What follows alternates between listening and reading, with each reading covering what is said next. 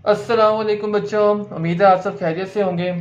तो बच्चों, आज जो हम शुरू करने लगे हैं वो 9 का सिलेबस है। 9 की मैथ क्लास की बुक शुरू करने लगे हैं और उसमें सबसे पहला चैप्टर मैट्रिसेस एंड डिटर्मिनेंट्स शुरू करने लगे हैं।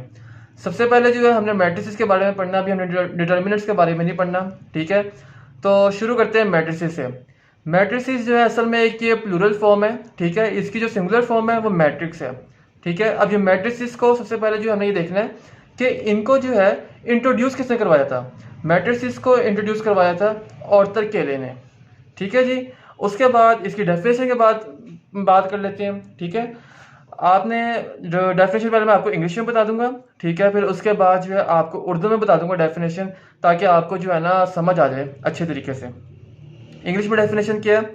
अ रेक्टेंगुलर अरे और a formation of collection of real numbers से 0 1 2 3 4 and 7 such as 1 3 4 7 2 0 arranged in this form and then unclosed by brackets. This is known as matrix. अच्छा बच्चों, अब इसको समझने के लिए सबसे पहले हमें ना एक लफ्ज जो रेक्टेंगुलर अरे है इसको देखना पड़ेगा। और इस लफ्ज को समझने के लिए सबसे पहले हमें दो चीजें और पढ़नी पड़ेंगी। और वो क्या है? वो है रोज एंड कॉलम्स। अब रोज एंड कॉलम्स किसे कहते हैं? जो रोज होती है ना, असल में रोज कहते हैं हॉरिजॉन्टल फॉर्म में जितनी भी चीजें होती है ना, उनको जो है ना रोज कहते हैं। अब हॉरिजॉन्टल फॉर्म किसे कहते हैं? हॉरिजॉन्टल फॉर्म ये होती है, जैसे देखिए यहाँ पे जो एक मैंने ये बनाया मैट्रिक्स, मैं आपको भी इसके बारे में डिफाइन करता हूँ, लेकिन सिर्फ रोज एंड कॉलम्स को सबसे पहले डिस्कस करने के लिए आपने ये देखना है कि मैट्रिक्स में देखिए जो वर्ड्स हैं, नंबर्स हैं, वो इस तरह भी अरेंज है।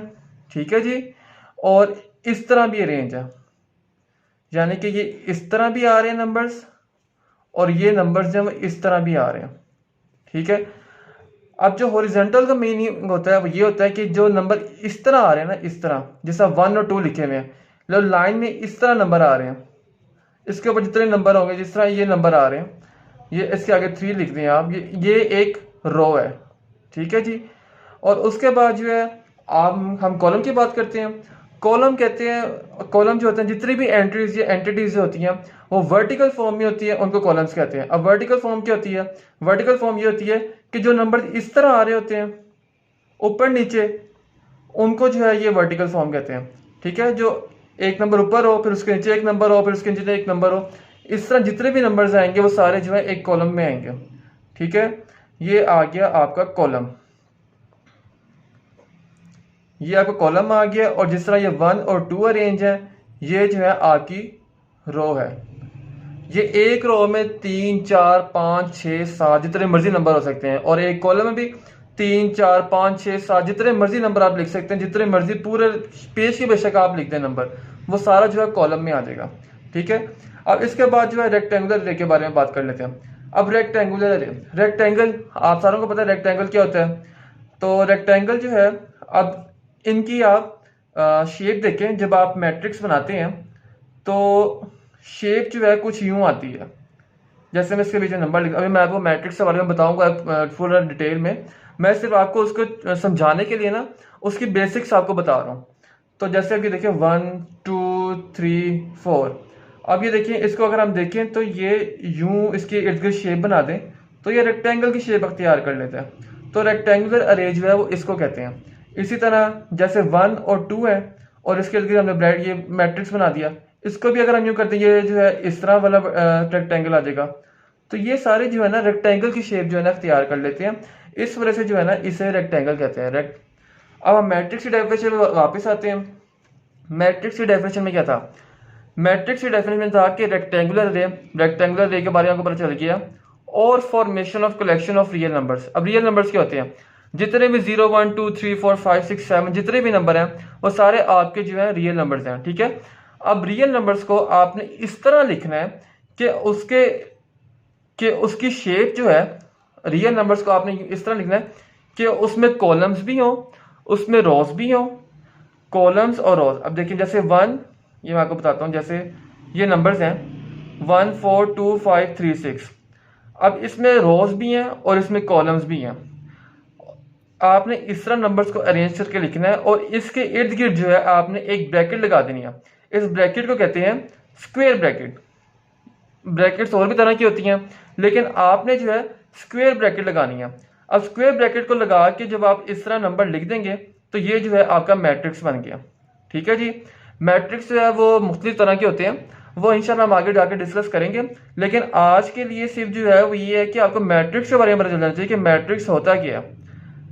अल्फाज को, नंबर्स को इस तरह अरेंज करना है कि उसमें रोज भी हो, उसमें जो है कॉलम्स भी हो, और उसके इर्द गिर्द ब्रैकेट भी लगाई जाए, स्क्वायर ब्रैकेट, और उसको जो है उसमें बंद कर दिया जाए नंबर्स को, तो ये जो है आपका मैट्रिक्स बन जाता है। अब मैट्रिक्स को जो है आपने डिनोट करना होता है। अब मैट्रिक्स को जो है आपने रिप्रेजेंट करना है, तो अब ये एक मैट्रिक्स बन गया, लेकिन इसको रिप्रेजेंट भी करना होता है। जैसे हम आगे जाके ये नहीं कहेंगे कि वो बेटा वो देखें 1 2 3 4 5 6 या फिर 7 8 9 10 वाला जो मैट्रिक्स है वो इस तरह नहीं हमने बात करनी होती। हमने जो बात करनी है वो ये है कि हमने बात करनी है, इसको रिप्रेजेंट करना है ए से या बी से।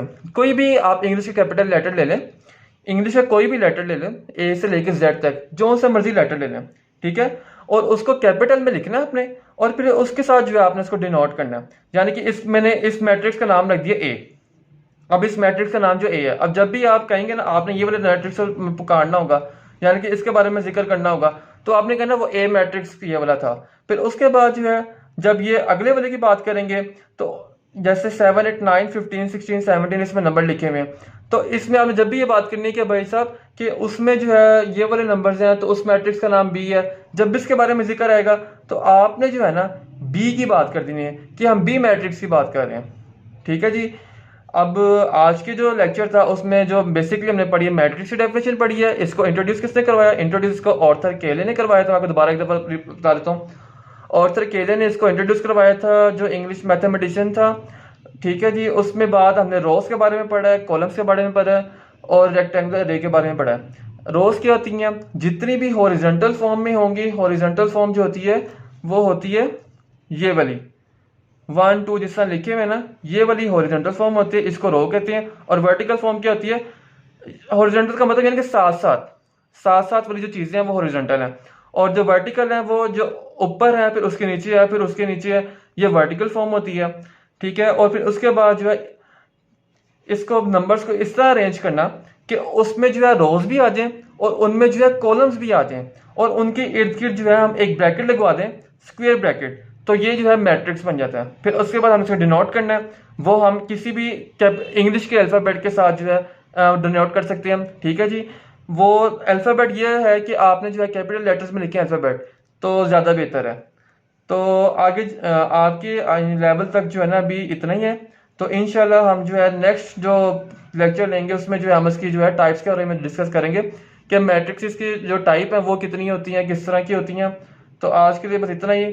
ख्याल रखिएगा अपना, और दुआओं में याद रखिएगा। ओके जी, अल्लाह हाफिज़।